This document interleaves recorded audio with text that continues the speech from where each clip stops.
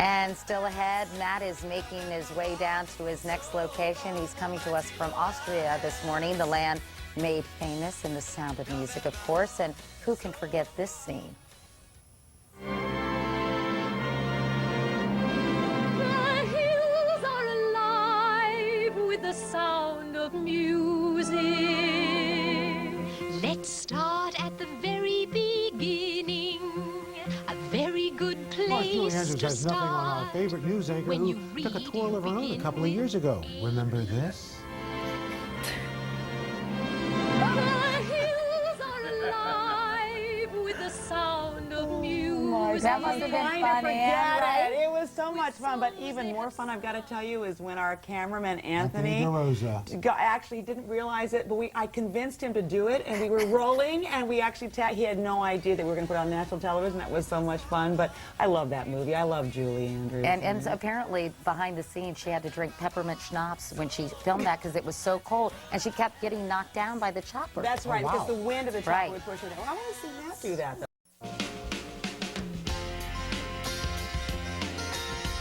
We're back at 8 o'clock on this Wednesday morning, November the 9th, and once again, I've been left in the dust by my partner in crime here.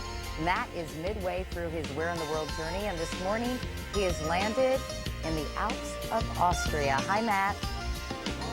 Hey, Katie, good to see you. And actually, I've come 6,000 feet down to sea level, and I'm in the heart of the city of Innsbruck, actually the Altstadt area, the old town. Very popular with tourists. It's filled with historic buildings and medieval buildings and coffee houses. People gather here to sip a cup of coffee in the afternoon. Perhaps one of the most popular tourist attractions, that building right there, that's called the Golden Roof. It was commissioned by the Emperor Maximilian back in 1494. A couple of different stories as to why he had it built. One is that he wanted to impress or pay tribute to his second wife. Another is that he just wanted to impress and wow passers-by, people who would walk here after they crossed over the River Inn. One story I do know is true. Actually, the tiles up there are made of copper and covered in gold. And a few years ago, when they were restoring the building, a few of them were stolen. The local news media here got on the story and urged anyone who'd taken them to return them. And sure enough, the next day, they were returned and placed right back in front of the building. Let me continue my stroll here. You're hearing some music in the background. This is the Gundolf Tyrolean Band, and brass bands are a way of life in this area. They're part of the tradition here. And the gentlemen here and the ladies here are performing some of the dancing moves that are part of this particular piece of music. And in a second, you're going to see a dance from them called the Schuhplattler.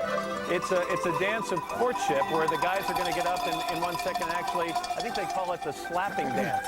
But it's supposed to be a dance that guys do to attract the attention of young ladies. And unfortunately, today I've left my lederhosen at home. Here they go. That's the slapping dance there, Katie.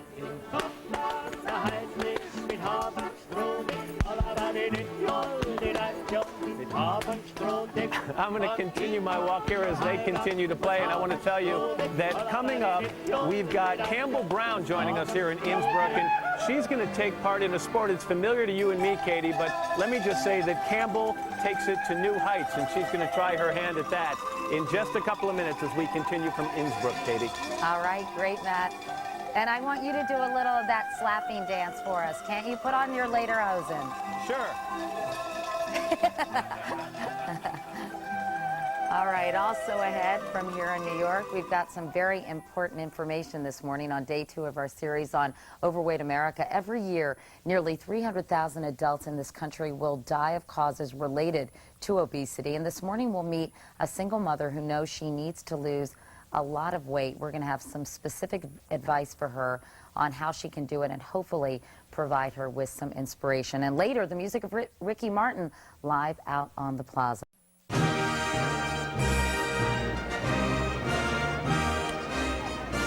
And we're back with day 3 of Where in the World is Matt Lauer. Those are the mountains above Innsbruck, Austria, the Stubai Glacier. There is the Bergisel ski jump, and it is just a sensational spot. It's the only real alpine city in Austria, and it's become a hub of winter activity and winter sports. And if you come here, you can really try to get the Olympic experience. So we tapped our intrepid colleague and thrill seeker, Campbell Brown, to try out one sport in particular. Good morning, Campbell. Good morning, Matt. I don't know about thrill seeker after this experience. I got to be frank with you. Would that be better? that is much more appropriate.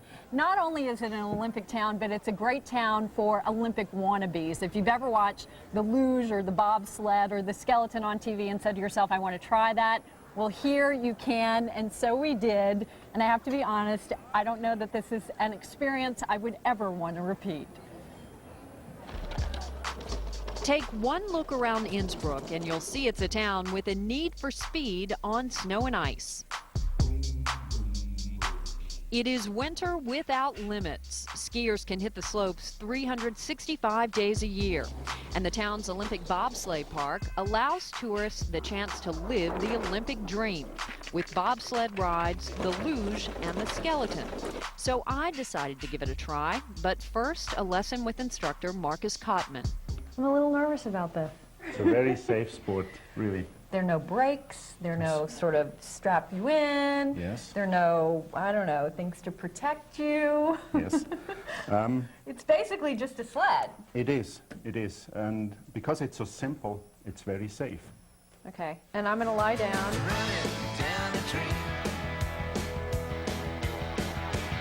Let's go. We headed out to the skeleton run. So, do you have any butterflies in your belly? Huh? A little bit. Let's get it started. Let's get it started in here. So with the push from my instructor, I headed face first down a sheet of ice.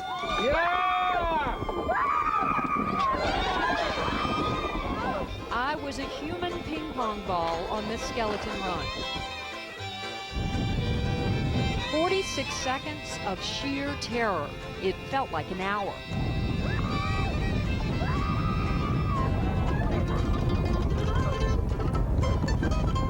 And then, see that camera crew? That's where I was supposed to end up. That's where everyone else who does this ends up.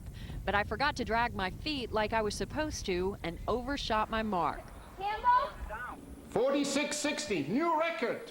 A few bumps and bruises later, with no thoughts of pursuing an Olympic medal, I can proudly admit I rode a skeleton. I feel like singing the theme song from Rocky right now. And am now happy to leave this sport to the professionals.